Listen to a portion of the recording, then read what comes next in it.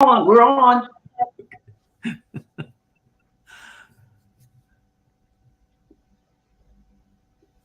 Hello, everyone. When someone tells you no, it doesn't mean that you can't do it. You know what it means? It means that that's someone that you don't need to work with if someone tells you that. And this was written by Karen Miller. I'm Marlene Foster, and I want to thank you. Thank you for joining me today on the Team Power Spotlight. Today, we're going to be talking about mental health. Mental health guides us through what our personal, business lives, and actually, you spend more time with yourself than you do with anybody else, right? Today, we're going to look at how mental fitness reinforces our physical fitness. My two guests will be talking about how they'll share their stories about mental health. My first guest is someone that I've spotlighted before. He was with me at the start of the pandemic. He was there speaking with me, sharing a story about how now that it actually gave him, the little boost that he needed, or it actually reinforced him to do what he's doing today. And I'm happy for you to hear the story that Peter Abrahamsen will be sharing with us today. Welcome, Peter. If you'll Thank give you, us a brief Marlene. introduction.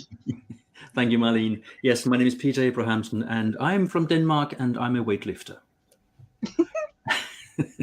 Yeah, when you see me full body, you will say, no, he's not. But I am the emotional weightlifter. And that's not something I started out being. That was something that came later on in life. Today, it's 2023, and it's exactly 20 years ago since I graduated as a psychologist. So that wasn't my first educational background or career either. So going back, we'll roll it all back to Denmark. I'm a translator and interpreter. I graduated in 1990, and came to the UK in 1991, where I've been ever since. So I've worked in translation. I've been a project manager. I've worked in an American corporation, and I have run my own business. I'm doing that now again. And I've been a supply chain consultant. So my career has been here, there, and everywhere.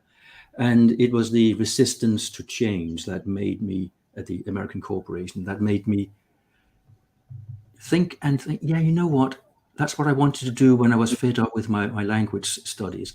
So their resistance to change made me go and do a degree in psychology. It might have been the natural thing to do, to read a book on change management, but I was completely naive to that kind of stuff at that time. So I did, and moving on, I was then looking at pallet racking and machines in factories and warehouses, and it was okay, but I got to realize that I was always more interested throughout my career in the people I worked with or worked for than what I was actually hired to do. So that meant I got more and more dissatisfied with my career, with what I did. I always found myself tinkering with people's processes and their lives at work, trying to figure that out rather than being excited about how many tons of baked beans you could put on a particular beam in a warehouse. So in 2013, that's 10 years ago, I started on my own because I could see where it was going. So I did counseling and coaching, because I have a couple of diplomas in coaching as well. I did that on the side, evenings, weekends, and just kept that ticking over. And in 2019, so that was pre-pandemic, Marlene, I decided to go solo. I was fed up, having been home in Denmark for Christmas, moaning about how bad work was and how I hated it. So I thought, well, you can't keep doing that, can you? So I jumped ship and I started full-time in my company, Better Lives.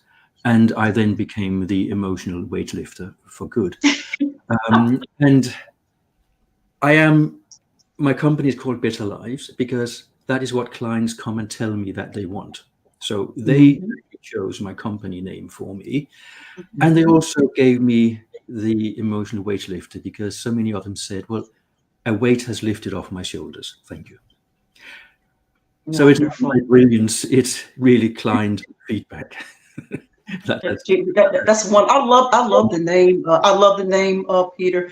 You know what? And we're looking forward to learning even more about you.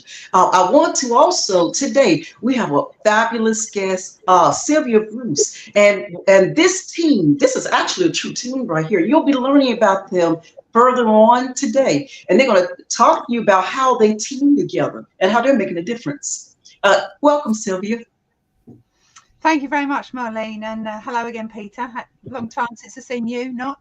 Where do I start? So my brief story is I now am independent freelance consultant, mental health coach, lots of qualifications in that. I'm also an integrative counsellor, art therapy, and lots of other specialised areas with that. But my life didn't start out like that at all. At 18, my father told me he got me a job in banking. And coming from a very dysfunctional and violent family, no one said no to him, so that was that. But luckily and fortunately, I was quite good at it. And I was one of the only, that particular year, which was many, many years ago. And of course, at that time, women went into secretarial, nursing. They didn't go, they were shorthand typists as they were then. You didn't go into clerical. And at the bank I went into, I was one of, there was only 5 women out of 400 of intakes for admin that year. Anyway, I turned out to be pretty good at it. And life sort of ticked along, you know, nothing flashy, you know, nothing, I wasn't going to set the world on fire. It's just an ordinary job in a bank. I got married, thought that was wonderful. And that sort of turned out to be a very difficult relationship. We'll touch perhaps a bit more on that later. But then I went from bank to bank, and over a period of time, as a catalyst really was my marriage breakup, and then a series of life events underpinned by some other stuff. My life started to fall apart. So I continued working in the bank. No one knew anything was going on. I put the mask on, went to work, did a good job, but no one saw when I got home and closed the door. So after a period of time, I thought I could continue. I thought I would manage. Brought up, you know, you don't share your story, you keep it quiet, you manage it. Mm-hmm. But cutting a very long story short, I ended up in a very dark place. I tried to take my life a few times, and eventually went to the doctor who prescribed medication and counselling. And I thought, oh, I'll give that a go. You know, do anything to help. You know, I didn't want to, just wanted the pain to go away. You know, again, there's more around this story a bit later on. But the reason why this is important is because when I was in counselling, I remember saying to my therapist, I want to do for other people what you've done for me. So when I fully recovered and regained my mental health and now mental wealth, I then went alongside my banking career, which then took off because I became a very different person, to train to be an integrative counsellor, coach, and everything else that I do. I went on to become a leader in investment banking, big teams, big portfolios, and also mental health champions, driving various agendas forward. And a little bit like Peter, my drive for people became more, my passion for people became and overtook that for business. So I left in 2016 to do what I do now. So and that's what I do now. Wonderful, wonderful, and again, welcome. Happy to have you with us today. And I just wanted to tell you that today I want you to listen to Peter and Sylvia. They're going to say what others won't say. Peter and Sylvia will say what they're going to say, what others won't say. And so, and actually, I mean, I'm here on the platform with them, but I'm here today so I can hear this. And I'm here for them to talk to you about their stories and also about what they do collaboratively and how they're making a difference. Peter, and you, I remember when I first met you, you know, back when the pandemic was right, right there at the front door, just kind of, there was a lot of calamity and death, and a lot of things that were just happening. And you and I spoke about all of it. We talked about the great resignation, the big quit, what was going on in business, all of that. You and I discussed this, and sometimes we weren't even recording. We would just connect and just talk about all of this. That I enjoyed you because of your wealth of knowledge and experience, and how you were taking your story and now taking it, full force. And so I just wanted to, if you would start off by telling us what your life was like prior to the pandemic, and then the transformation that took place for you. You in the business and in family, and where are you today? Sure. Thank you. I remember those conversations well, Marlene. I think I took you for a walk through the village with camera. I've never done such a long selfie before, but it was a nice and slightly rainy day, and we had a good chat about various bits and pieces. But you mentioned the word transformation, and my life has been a transformation. So if we just go back to childhood and up to I was about early 30s, I had a depression. I didn't know. But it started at about 5 years old when I overheard my parents have a conversation that I thought was an argument that they had a fight, which it didn't. But being a young boy, I thought if mom and dad are unhappy, it's because I've done something wrong. So I internalized all of that, and I became the good, the obedient, in the end, the perfectionist person. And when you are a perfectionist, you're never happy about yourself. So whilst my life wasn't steeped in negativity, there was a distinct absence of joy and happiness. Mum said to me at some point, Peter, think positive. She might as well have spoken in any kind of foreign language I didn't understand. I did not understand the concept.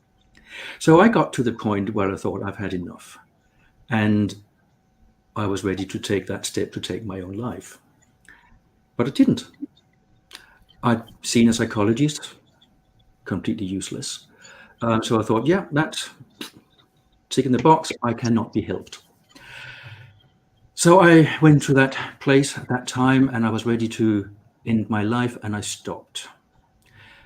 Perfectionism took me there, but it also saved me, because I did not want to be accused of not having tried everything. So I put the suicide on hold and found another psychologist. And lo and behold, after one session with her, I thought, hang on a minute, I can do this. So I did get help, and I did get the kind of help that actually suited me. And then I'm here to tell the story. But that was a slow burn transformation from a scared boy to an unhappy boy to a seriously depressed person who got his A-levels. That's your high school graduation. I went to Copenhagen Business School. I did a double degree, German and English. I added 2 more years on to had a 6-year master's, whilst being suicidal. So depression comes with a label, suicidal and depressed. But some people can't get out of bed. Others, like me, is highly functional. And it was tough, because I was never happy with my performances. But again, I'm here to tell the tale. So before the pandemic, I had already been through a number of jobs, and I was bored in all of them because I hadn't found the thing that made it tick for me. And slightly before the pandemic, I decided to go solo. That was in 2019, and all the hoo-ha began. That was 2020, wasn't it? When we had lockdowns and the world fell apart. So I had just started out on my own, having ditched my employed status and became self-employed. And although I did have clients, I also had to get new ones, and there was just no interest, because the business world went into survival mode. People got laid off, people got furloughed, sent home, do nothing, watch Netflix. There was not an appetite for what I could offer. And quite frankly, my niche was probably too wide. I wanted to work with chief execs because I'd worked with them before. I'd been in the boardroom. I've talked about how they could improve their businesses. And I've been chewed up and spat out again when I didn't have my facts right or everything done right. So I knew what that was like. I knew what they were up against. So I could do this, but there was no interest. And that is why I changed my niche to working with the legal profession, because that is one that I wanted to join a couple of times in my life, but I didn't. But I really do like the profession and what they do. So it would make sense for me to work with people that I like to work with and whom I respect. So pandemic happened. I had lots of clients, but not the ones I was after. But you have to roll with the punches sometimes, don't you? So if you reach for perfection, you will not get it, which is why I'm saying don't go for perfection, go for excellence. Excellence you can do, perfection you can't. It doesn't exist. Just drives you up the wall. And during the pandemic, I had a lot of clients who couldn't cope with the isolation. After the pandemic, I had clients who couldn't cope with coming out of the isolation and the slow life. Now they had social anxiety. But that's natural because the brain has to get used to one situation and then the other. So we are social beings. We're not designed to be sent home and crawl the walls. I mean, I'm lucky I have a garden. But what about those who lives on the God knows which floor without a balcony? And lots of kids and everything else. It must have been a nightmare. So from a business perspective, I didn't get the trajectory I wanted, but I didn't get nothing either. And I think we have to accept that there are things we can't control in life. We can enjoy the process, we can fall in love with the process, we can be committed to the process, but we're not responsible for the result. I did everything I could, but if people don't want to buy, I can't force them to buy. So change direction, do something else. And that was probably what a lot of people like yourself, Marlene, learned during the pandemic. There is another way. And that is also why we started talking about the great resignation, the great this and the horrendous other, all of which were already in progress. I mean, people have always left companies they didn't like working for. People have always liked to work from home. But now we were just forced into this situation where governments told us, go home, stay at home, not allowed to do anything. And then, hang on, great, actually I can work from home. But there was also those like one of my connections who said, well, I don't work from home, I live with work. So she didn't enjoy it at all because everything in her business had to come home into her house. There was no room, physical room for boxes and God knows what else. She had to take all of that stuff home. And then we do have the stories of people working off the ironing board or the kitchen table or something like that. So some were privileged, others were horrendously affected. And Marlene, you and I talked about what that did to business, whether people liked being there, what businesses could do to retain their workforce. And a lot of that was, good advice, but too late, because no one was really prepared for this mass exodus from the office into the homes of people. So we have all had to make it up as we go along, and I think we still are.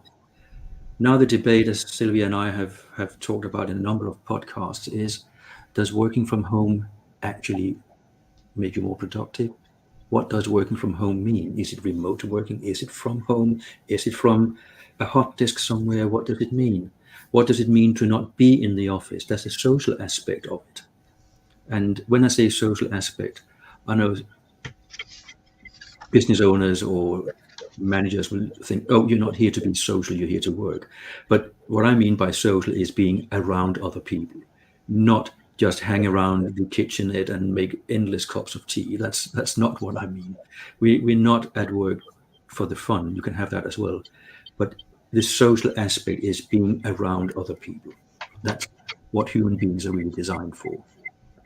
You know, and Peter, you just helped me to reflect back on tons of conversations that we had. You're right, and we would walk. I was out walking outdoors and around the gazebo and just Walk and talk. walking, and we were talking exactly, and we talked about also. You mentioned the loneliness at the top because everybody is so always so busy looking at what's happening around around the base so much and we are very compassionate about employees, but you also mentioned what about the leadership and what about looking at that they need help as well. Yeah. I really don't like this whole mental health in the workplace debate for one particular reason. It talks about the employees, what we need to do for the employees, or the employees need this or need that, or want this or want that. We are all employees when we work for someone, regardless of our job title. Mhm. Which is why I want to talk about the people in the organization. Because it makes no sense to think that just because you're a manager or a director, you've got your act together. You have different responsibilities for sure. Employers are responsible by law to make sure that their place of work doesn't make their employees ill, whether it's physically or mentally. So that's their responsibility. But we all have a responsibility for interacting sensibly and for being kind to each other and for maintaining a good culture. It isn't just something that needs to be delivered to the employees, inferring that it's just the lower ranks that needs to be looked after. No, everyone needs to be looked after. Why can't a junior ask a senior, how are you today? Why does it have to be the other way around? It's a wrong image. We are all human beings. So I think we should stop this talking about employees versus the owners. Because, as I said, if you draw a paycheck, you are an employee. And you are a human being, therefore you need to be treated as a human. Mhm. Mhm. Hey Peter, do you speak of your suicide in one of your books? And if you do, which one? I mentioned it briefly in the intro to break down your break, break I'm down sorry, your repeat that again. break down your emotional brick wall. I mentioned it that I was ready to press the self-destruct button. But in the chapter I wrote for the Transforming Your Life Volume 3, I go through it. Transforming I, your I, life. I talk about in more length than what I did in the intro here. But just coming back to the it's lonely at the top thing, because I totally ignored that part of your question. Mhm. It Mhm. is lonely at the top because who, as Sylvia and I again talked a lot, who does it go to? When the person at the top needs help, needs advice, support, there isn't anybody. Mhm. So you have to find somebody, and that's where people like Sylvia and I come in. We can be that sounding board. We can be that person that someone else can just dump things on. Did co-authoring also help you at that point? Because that's a co-authored book. It is Was that beneficial for you at that time? a co-authored book is a process. It's something I never tried before, so I thought I had the opportunity and I took it. It can be good if you're effective in your marketing, or you could drown amongst the other 19 authors. That kind of book is one that nobody reads, I think, from cover to cover. You look at the index and you see, well, that grabs my attention. I think I'll read this one. And then you can come back to it. It's not a book that must be read in any particular order. It's individual stories about what were we up against, how did we deal with it, and what's the outcome. So the outcome is for me that I am now helping other people, and I think it says somewhere, or it's just because I say it so often, that after I had my 8 sessions with the psychologist to actually help me, I was ready to fly solo. And it dawned on me at that point that if I could do the same to just one other person, I would die a happy man. So I did it once. Yes. I thought I can do it again, and that's now my full-time job, and that is where I should be, but only when I was ready to do it. And I would not have been ready to do this if I graduated as a psychologist in my mid-20s. I would not have had the life experience. Now I have the life experience, I have the business experience, which is why I can understand what other people are up against in life and in business.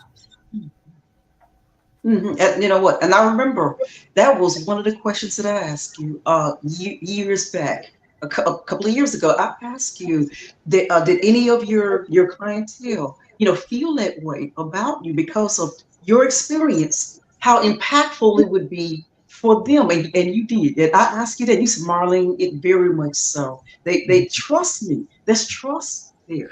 They actually do. I have had those comments, and I've had them in a kind of backhanded and roundabout way as well, with people saying, "Oh, you're not this 32-year-old who can only do one thing." So I have had the comments that those who are very evangelical or idealistic about mental health are not worth talking to. And this is where I'm saying things other people won't. But there are different types of operators within the mental health industry, I suppose it is now, isn't it, Sylvia? I think it's become an industry. There are the one-trick ponies, and then there are those who have a solid foundation that they build on, and then there are those who have just jumped on the bandwagon selling superficial stuff. And they will fall by the wayside, and the rest of us will have to trudge through that quicksand until they have fallen by the wayside. I liken it to when I was a project manager in the translation industry back in the 90s. Everybody and their pets would develop a computer game. And they were rubbish, most of them. And all the crappy ones, they just disappeared. And now there's just a few providers on the market of computer games. And they do really good stuff. So when something new comes along, like mental health, it's not new, but it's new as a thing that you can help people with. Then there will be all sorts of people who think, "Oh, I can do yoga. I'll set myself up as a guru in this," or "I can do mindfulness and I'll set up myself as a guru in this." I have a lot of respect for those two techniques, but they don't work on their own and in isolation. There has to be in a context. And some businesses think, we need to do something for our people. We will give them a lunch and learn session with a yoga teacher. Great. People are eating lunch at their desks because they have so much work on that they can't take a lunch break. So that doesn't work.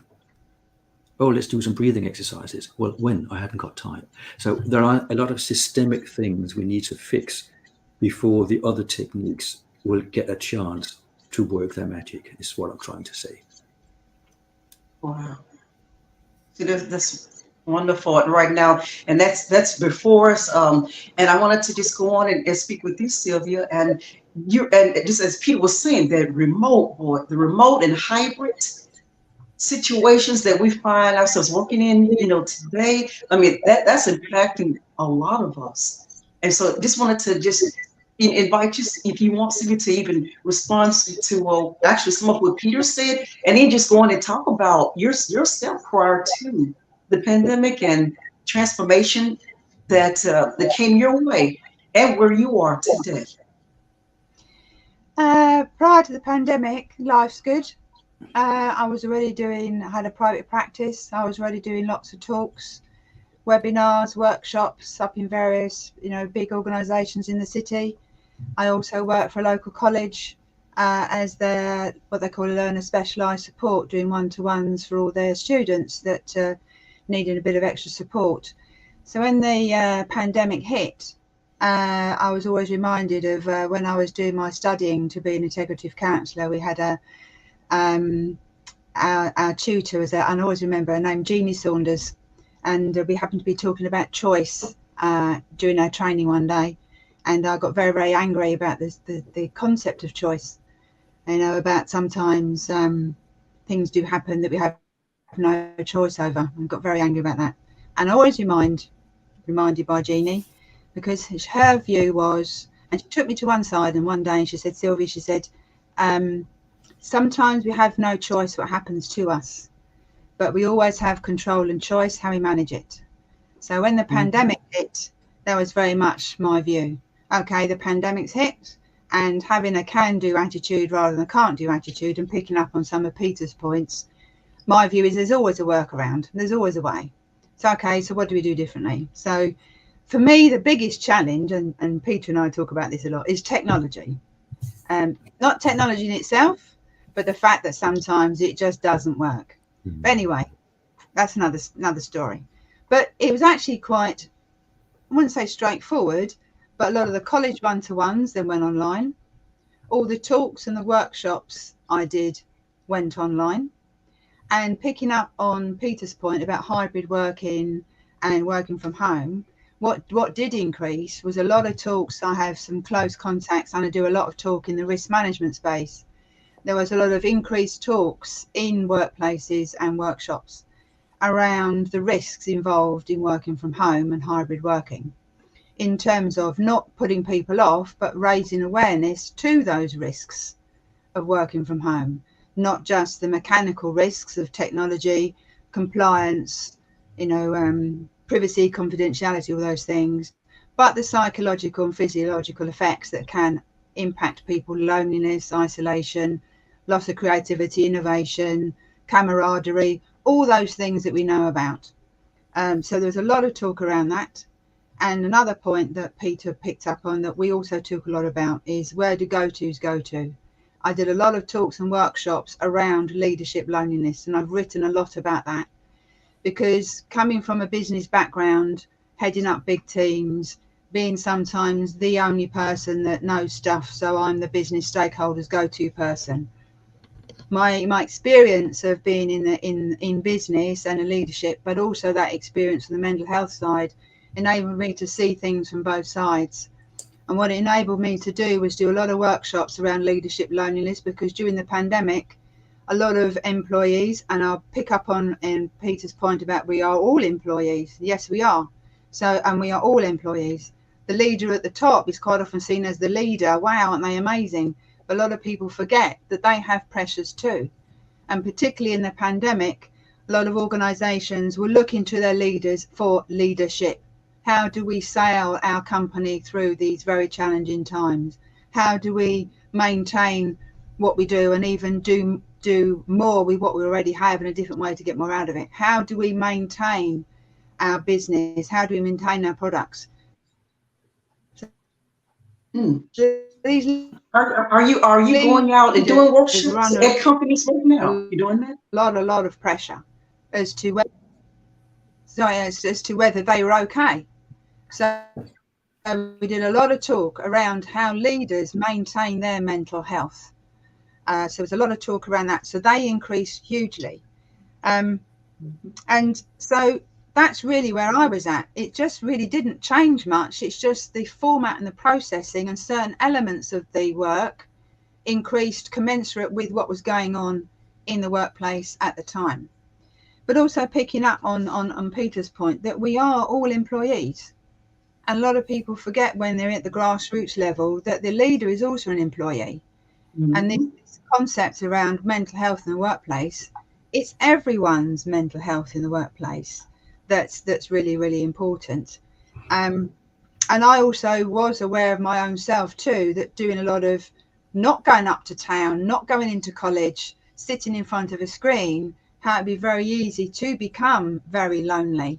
So it was also really practicing what I preached, to actually, go out and talk to people, do stuff during the pandemic within the restrictions that we had. And for me, what was interesting that the pandemic hit just as I came back from Bangkok. I'd been to Bangkok in January 2020, talking at the Asian British Embassy's conference. So you have all the British embassies, all the British ambassadors all together, and we're all talking about mental health. And there I was talking to them about mental health in the workplace, sharing my story.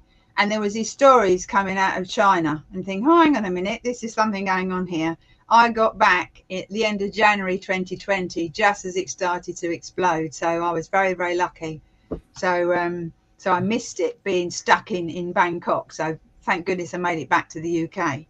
But of course, then it all kicked off about the pandemic, staying in, and all those things there. But I think for me, I'm picking up on something else that Peter spoke about the effects of past stuff on me.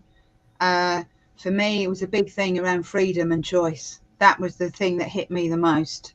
The fact that this pandemic and staying indoors, it's, you know, your freedom and your choice is, to all intents and purposes, taken away.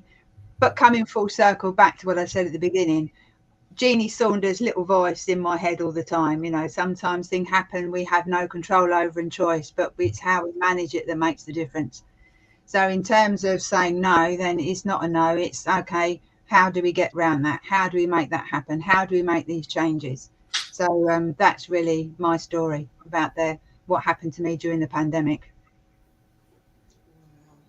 Right. And you're you know, you're doing a podcast right now, you and Peter. And I gotta ask this, I know, and Peter respond as well. And what is it that you are sharing? Is it during the podcast or during your workshops that others are not doing? That's what I really want you to tell us today. What is it that Peter, Sylvia, what are you? What are you saying that others don't say? I think you don't mind me starting, Sylvia. Go on, yeah, go on. I'm not there, go on. Our podcasts are just some, on average, 12 minutes, I think. We won't go on forever. They are totally unscripted, and we come up with topics of mental health and well-being. And we do include the fact that you can't just talk about mental health and then physical health. Mm-hmm. We include the whole person and how one affects the other. But what we do is, I think we take our experiences from life and business and we cut through all the ideologies and the pure talk. You can talk pure mental health, pure psychology, but if you don't relate it to how life is actually different to the theory and how the different attitudes out there, what we're up against compared with what we've learned that the attitude should be, then we have to say these things. Yeah, okay, this sounds great on paper, but actually it's a lot of beep. And then we argue why we think that. So it's not like we're trying to be desperately and all the time controversial and devil's advocates. But we do say the things that we know people are muttering in the corners, in offices and on shop floors and at home. Because it needs to be said, isn't it? It's out there, it's part of it. We can't just paint the glossy picture. Mm-hmm.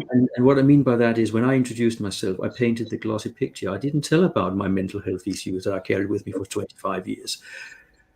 But I did that later. So there's always a backstory. There's always something behind that we need to remember. And Sylvia and I do our level best to pick a topic that's at least half relevant or topical, and then have a chat about it. And we don't know where it ends. We know where it starts, but we don't know where it ends. Okay, all right. We're back to the short break. But Peter, okay, what I wanted to ask you is that when you're talking about this, I love that the devil's advocate, or even taking, looking at the controversial sides. That's what people, they enjoy that. And when you're watching, listening to a podcast or reading a book, and it's only one is so subjective until they're not actually expanding out with, Peter, and actually looking at the different experiences of their audiences. I enjoy that you're doing it, guys. Please keep doing that. See, that's great. That's wonderful, Sylvia. And if I can add something to that, I think Peter and I we talk authentically, and we talk from experience, and we talk very straightforwardly. And some of the times that we talk, we don't gloss over or make light of things. And I think, for example, that we did one about suicide, didn't we, Peter, where I was particularly challenging. A lot of people's thinking is that when someone wants to take their own life, they don't really want to die. They just want to escape the pain. my view was, actually, I'll challenge that, because when I did want to take my own life, I wanted to die. Seriously. You know, it's so we challenge sometimes people's views, people's ideals, because let's remember, a lot of these times, these are opinions. They are not facts. They are beliefs. They're not fact. So let's just challenge them. And I'll just add a couple of things there. That my view is also, we learn the most when things are at their toughest. We learn the most when we're listening to things we don't really want to hear, or they're tough and they might jar with their own belief systems and their values. And there's another quote I'd like to share, that our comfort zone is a great place to be, but nothing ever grows there. So that's another sort of angle, that this is what Peter and I talk about. You know, we're not quite disruptors, but we quite often say it like it is. But our intention and our aim and our purpose is to get people thinking, to raise their awareness, sometimes to challenge their own belief systems and their own value systems, to enable them to get a better understanding and better information and better knowledge. And I think for me personally, my personal beef is with awareness. Awareness is great. And I've said this to Peter before. Data is fabulous. Statistics is fabulous. It's fabulous. But what do we do with that? What do we do with that awareness? What do we do with that data? What do we do with that statistics? Information is fabulous, but what do we do with it? And I know I might be speaking for Peter as well, but my view is, you know, our talks are about exactly that, what we do, our actions, how we understand, how we grow how we grow our understanding, how we grow our knowledge, and how we can put that into practice to make meaningful change. What about stories? I've been listening to the two of you, and I'd like to ask you, how is stories healing? You know, when you're talking to someone, and I talked to Peter, and I thought about it afterwards. I said, wow, that was healing to be able to talk to him the way I just did. How do story, in your opinions, do you encourage it? Are they really healing when people come out and talk to you about about what's going on? I think the short answer is yes, they are healing. Telling your story is a classic way of treating trauma. I certainly ask my clients to write their story, not for me, not for anybody else, just for themselves. Get it on paper, physical or screen, doesn't matter. And then leave it for a couple of days, or come back to it and fill in the bits that you missed in the first place. And then just get all of that your story out of the system. And then afterwards, you can shred it, you can delete it, you can do whatever you want, but you have told your story. And a lot of my clients tell me their story. I have a client I work with at the moment who has actually written her story. It was about 11,000 words she just happened to write and send me in an email. But she wanted to show me her timeline of when certain things happened in her life and how she responded with self-harm and suicide attempts. And, you know, that gives me a lot of knowledge and insight into a person, but also she shows a lot of trust. Can I trust this person with my story? Will that person actually, as Sylvia is one of your big things, listen and listen properly, not just superficially, but will I listen? And of course I will, because that's who I am. But she has no guarantee that I am that person. So you know, we have to trust each other sometimes and see what happens. And telling a story is great. Another client of mine who has just recovered from a suicide attempt. I phoned the ambulance. She is now working with her local authority on putting together something for mental health professionals, professionals in clinical professionals, because they do not know what they see and what they hear. Sylvia and I can listen between the lines. We've been trained to do that. But if you come into A&E and you're talking, and the person at A&E or emergency room ER is not clued into what signals language can be sending, they will completely not react or relate to what is being said and what the patient wants to talk about.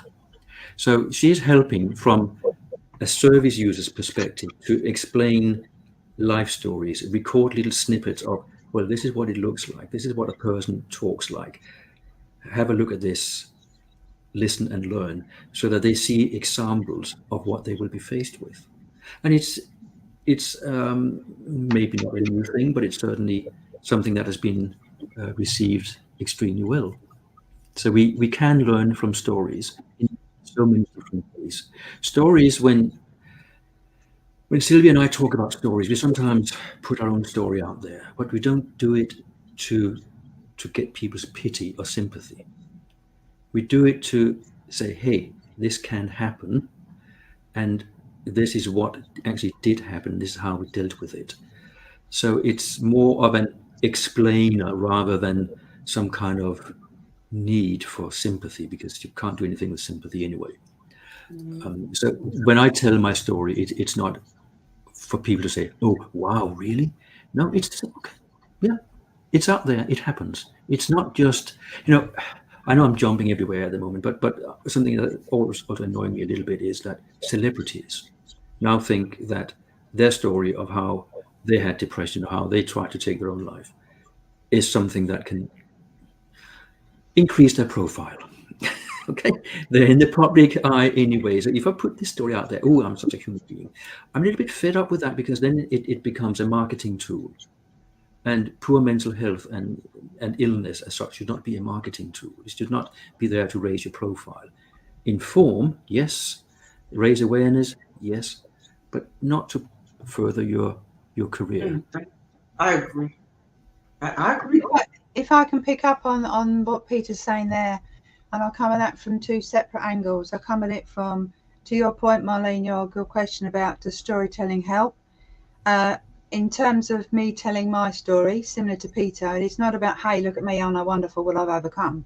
It's more a case of, look what I've overcome, and if I can, I'm an ordinary human being like everyone else. I'm not Superwoman. I'm not from Mars or outer space. I'm a human being like everyone else.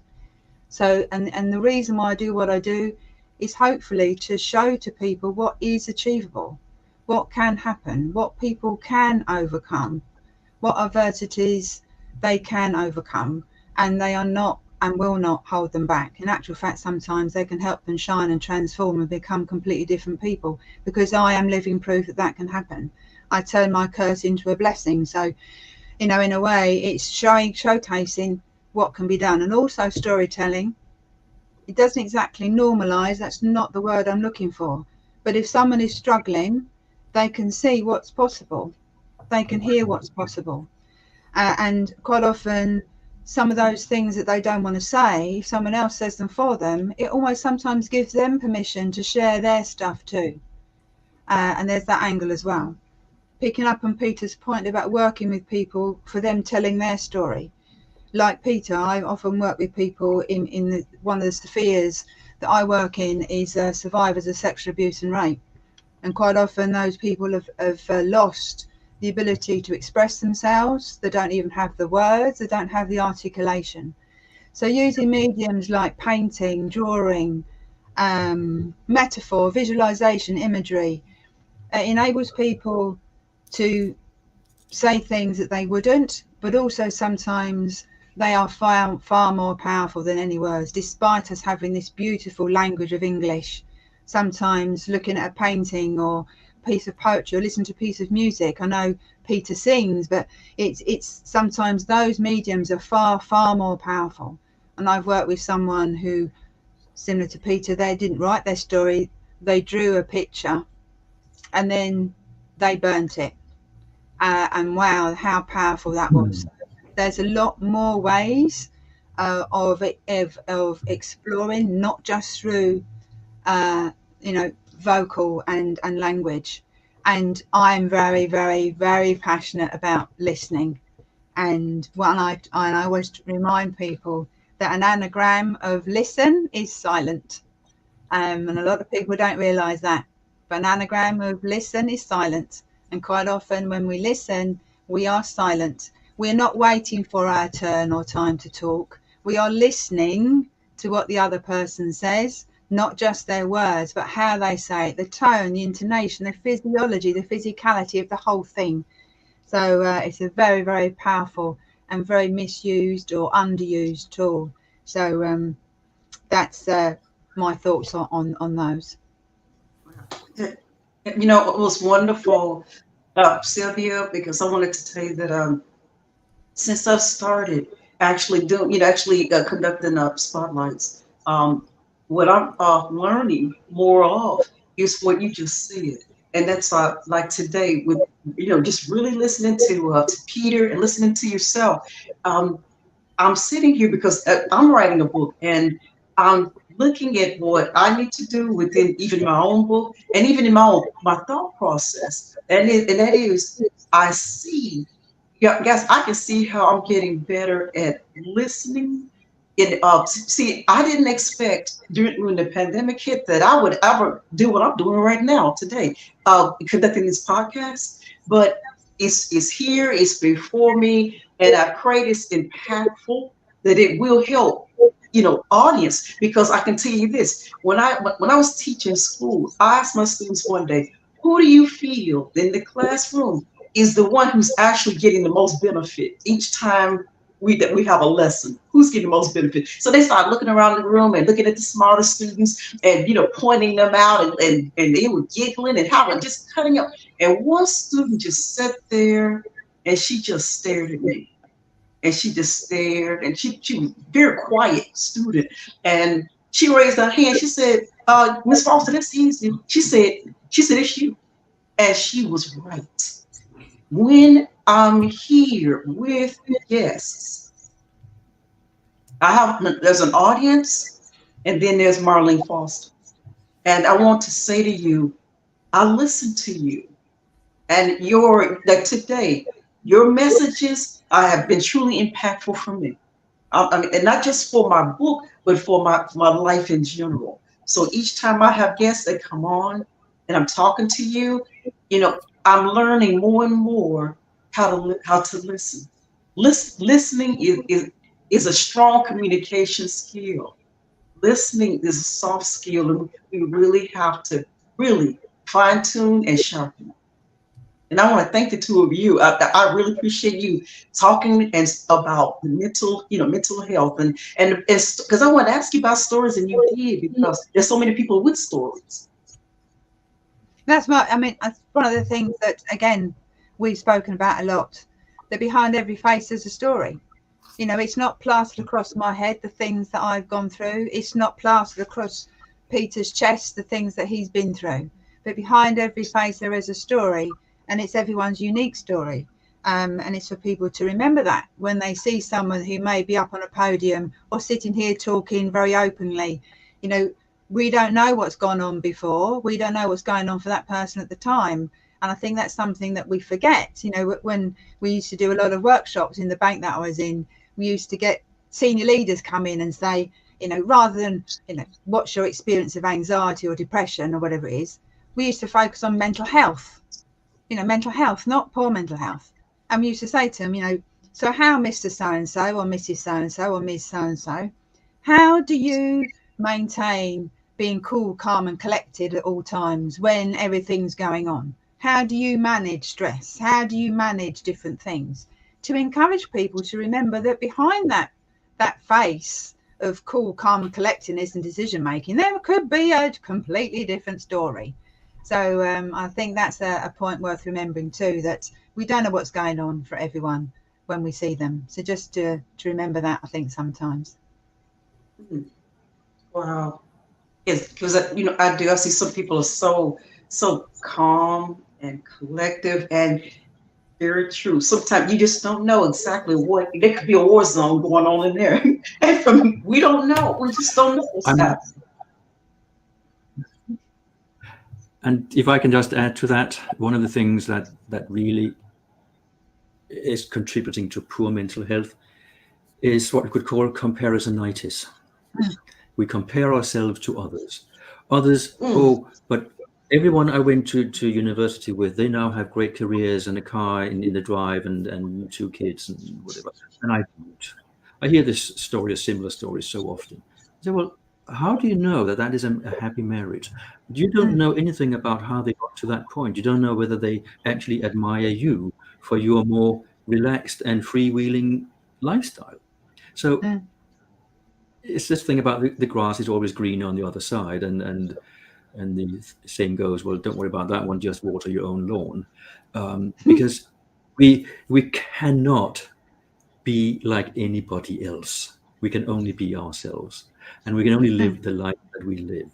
We can be inspired by all means. We can inspire to achieve what other people visibly have achieved, but we do not know what hoops and loops and hell on earth perhaps they have gone through to get there. And also, does the person want to do those hoops and loops and hurdles to get there? That's the other thing. Yeah. Just because the three of us have arrived at where we are doesn't mean that we are at the destination. It just means that we are where we are, and we all three of us have a story behind it that has either hindered or enabled at certain times in our lives, and that goes for everybody. There's a great quote, isn't there, from I forget his name now, but he says, be yourself. Oscar Wilde said, be yourself because everyone else is already taken. Yeah. I read that. I just read that yesterday somewhere, and I loved it. Wonderful. Thank you for sharing that. That's wonderful.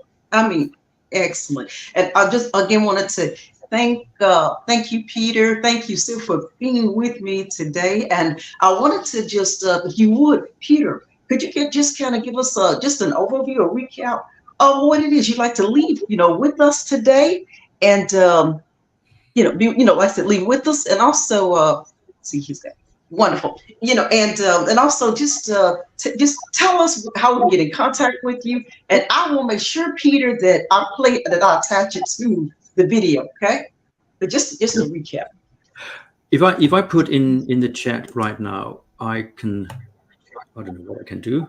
Don't know how that works, but anyway, I would like to put in the URL for all the videos that Sylvia and I are producing. They sit on my YouTube channel, and I'm getting all sorts of messages here that I can't work out. Well, you got one from Charles. Charles Walker said, "Good story, Peter. Good story." Charles Walker. What I would like to happen is, Marlene, I know I've sent you the link to my YouTube channel, and I'm happy to give it to anyone. Just send me a message, and I'll wonderful. Because there's a whole host of videos that Sylvia and I have done together, or that I have done with a New York lawyer called Mike Caston, also about mental health issues in business. But I think I would just like to round off all of this, because I can waffle on forever, and that's not the point. But Marlene, you started with a quote about "I can't." So if I finish with something about "I can't," I hear that a lot from people I speak with, either as clients or not. And I add just one thing: I can't yet. So add the little word "yet" to "I can't," and you open the door for further exploration and for trying and at least giving it a go. I can't yet. Wow. And I wanted to just thank Charles. Thank you, Charles, for being here with us today. And Charles is a powerhouse. Charles Walker is a powerhouse. I've known Charles since the start of the pandemic. He's someone who's been connected with me for as long as you have, Peter. And so when he's seen your spotlights. But thank you again, Charles. I appreciate you for being here with us today. And Sylvia, it's really been a pleasure having you here today, sharing with your story and your magnificent expertise. What would you like to say to us today, just to kind of just give us a recap? And would you like to leave with us? I think my sort of lead thing would be come and join us on LinkedIn, because then you can hear more about what Peter and I talk about, and we'd love to hear other people's views on things, because as I said before, that's the way we learn, interactions, different opinions, different views, and that's how we grow. So come and join us, and then listen in to our podcast and comment on those, and then also if anyone, just come and join us on LinkedIn, interact with us. That's one of the things that the positive things from the pandemic is growing networks, through these mediums of technology. That's how Peter and I met, through a contact through on LinkedIn. So come and join us. Hopefully we've given you things to think about, inspire, encourage, support. And yeah, it's the tiny words that make the difference. Yet things like that. And watch out for the word just. For me, I'll just do that. I'll just do that. Oh, watch out for those, because they're a little bit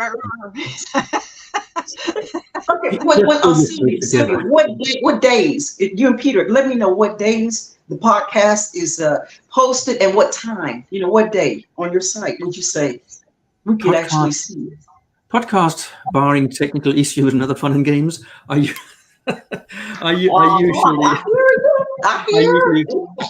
they're usually posted on a Thursday, and Thursday at what time? At just sort of around 9 a.m. UK time. Okay, that's 9 a.m. UK time, 9 a.m. UK. Yeah. Okay, everybody can then be able to. And if I had managed to put the YouTube handle up, everyone can just go there and watch to your heart's content from middle to front and back, or whatever you want. Just look at the topics that you might. Okay. But and again, thank you so very much, and thank you everybody who's here with us today. And just remember what our guest said to you, and especially Sylvia said, you be you, and Peter was saying journal, write, because Peter's a writer. And I love to write myself. Writing helps me so much. I grew up just doing it. Writing will. You can write down if you got some anger issues, if you got some joyous moments, write it down. And I love what they both said. And again, thank you for joining us today. And listen, enjoy a wonderful weekend. Thank you. Can I just say one more thing? Picking up on Peter's thing about comparing. Maya Angelou has a fantastic, in my opinion, quote: "Do not try to be normal, because you'll then never know how amazing you can be." Oh, love that. Oh, love that. I know you do, Charles. You know what? You just described him. Don't try to be normal. You're right, because it does restrict us, doesn't it, Peter? When you try to be normal, which means that you're looking externally instead of internally. I love that. Beautiful. And I'm looking forward to. I will be in more of your podcast. I will be there, guys, because I'm looking at an idea of how I can share some of your podcasts on my own site. So I just wanted to say thank you again, and thank you, everybody. Enjoy the weekend. Thank you. Thank you. Bye bye. Bye bye.